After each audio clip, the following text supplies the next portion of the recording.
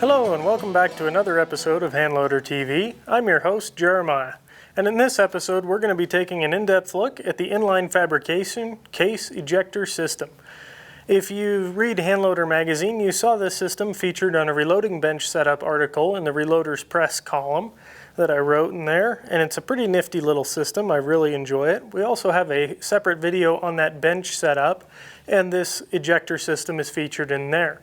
And this is kind of the follow-up review of the overall system. At this point, I've probably loaded somewhere around 5,000 rounds on this rock chucker press with the case ejector system from Inline Fabrication. And they do make this case ejector system to fit multiple other presses. I just happen to have a rock chucker, so this is what I installed it on. The installation itself is relatively simple. They have their quick change adapter plate here, and the case ejector plate simply bolts on right on top, and then the press goes on and you snug up your two nuts here, and it fits like so. There's a little bracket on the end here that you attach onto this nut and bolt system here. And then we have a little piece of spring steel over here, and that is actually what kicks out your case while you're operating the press. I loaded about, I don't know, somewhere around 3,500 to 4,000 rounds for a varmint hunt using this setup, and it worked extremely well. And overall, I was very impressed. It definitely sped up the overall process. So let's go ahead and walk you through some of the cases that we'll run through this and show you how well it works and what it works with. So once you get this all set up and properly tuned, it actually works pretty well. You want to make sure that this piece of spring steel is centered over the shell holder, that the shell holder is lined up with this chute, and then that way it'll kick your cases right out into this red bin. So to demonstrate how well this thing works, I've got some 380 auto rounds that need a crimp applied. So we'll go ahead and insert them into the shell holder here, run them up into the die, apply a slight crimp to them, and that case ejector will kick it right out into this red bin. And you want to do this with a little bit of authority as you drop the ram. You don't want to go too slow because otherwise that case can get hung up. We'll go through a few more here. And as you can see, it's a very easy and efficient operation because I don't have to reach my hand back up in there to pull that case out. I can be reaching for my next round, and it creates for a really nice, smooth rhythm. This also works really well with rifle cartridges, in particular the short action cartridges. We'll talk more about the long action and standard length cartridges in a moment. But there you have it. There's how well it works with handgun rounds. Now I've got some 223 Remington over here, some cases that need to be sized. We'll go ahead and thread in our sizing die here, just to show you that you can swap cartridges without making any changes to the case ejector system. So grab some Hornady Unique case lube here, put some on the case, and we'll run this guy up into the full-length sizing die.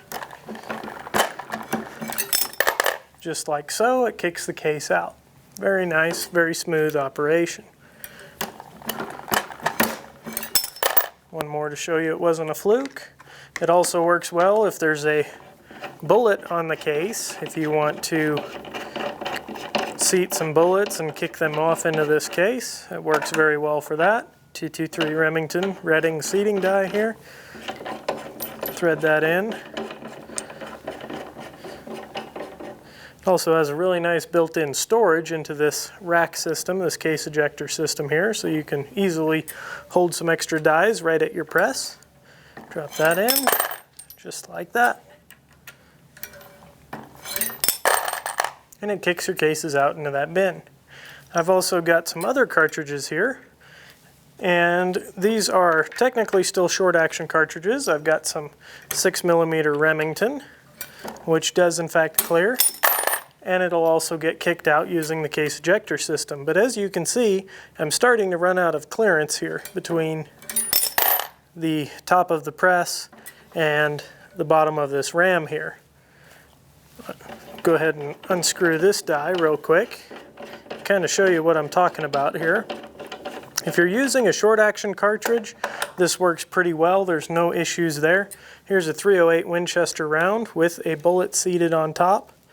And as you can see with the bullet there, there's not a whole lot of room between where the die would be in order to seat a bullet. It can still be done relatively easily, but it's something to keep in mind. When you start moving up into larger cartridges, larger than short action, or cartridges with a case overall loaded length of 2.800 inches or more, you're going to run into some issues.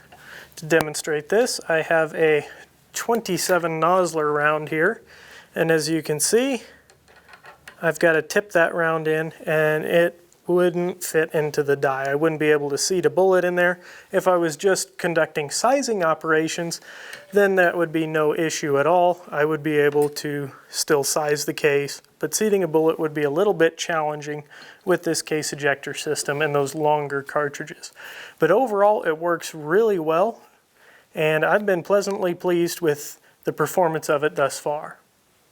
In using this product to load thousands of rounds of ammunition, there are a couple little quirks I have picked up on. The first one, and the most notable one here, is on the ram itself, where this little piece of spring steel rides. It actually is wearing a slight flat spot or a shiny spot on the ram.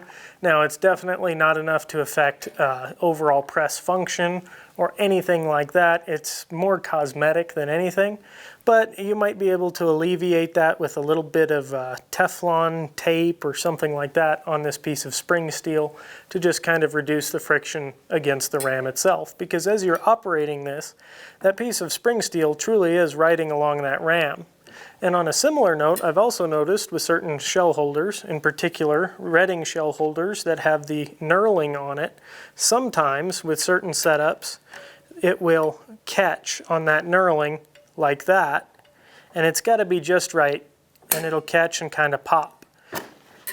So if you go quick, it's not a problem, but if you slow down and you kind of hang up there, it can get caught on that knurling, and it can pop a little bit, and you have to be real careful not to bend this piece of spring steel, because if you bend it, then it's not going to kick the cases out as reliably, and so on and so forth. Overall, though, I think it's a fantastic system in using it to load thousands of rounds. Those are the two minor things that I noticed, and other than that, performances and reliability have been absolutely stellar.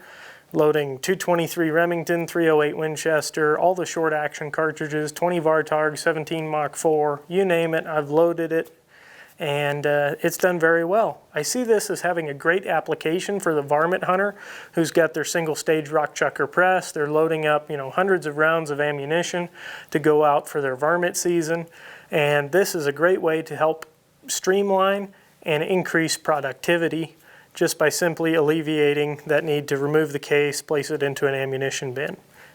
So there you have it. We hope that you liked this video. If you did like what you saw, please give us a thumbs up and let us know. And as always, don't forget to subscribe and hit that bell icon so you're notified when we post our next video.